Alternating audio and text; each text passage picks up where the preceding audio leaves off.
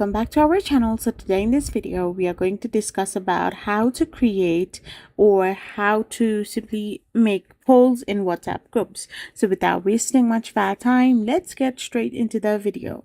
So if you want to create polls in WhatsApp group, all you gotta do is simply tap open your WhatsApp group. So simply tap open your WhatsApp and search for the group you're looking for. So once you find the group, you can simply tap on this paperclip like icon, which is called attachments. After this, simply tap on the poll, and to create the poll, you need to ask a question and add options. Like if you have asked something in a yes/no sense, then add yes or no as option, and tap on the toggle to allow multiple answers. And if you don't want it, then simply tap it off.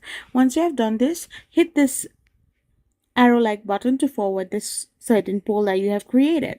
So this is how you can create polls in WhatsApp group and forward it. I hope you found this video helpful. So don't forget to hit that subscribe button and to give us a thumbs up. We will be back again with more informative videos. Thank you for watching and stay tuned for our next video.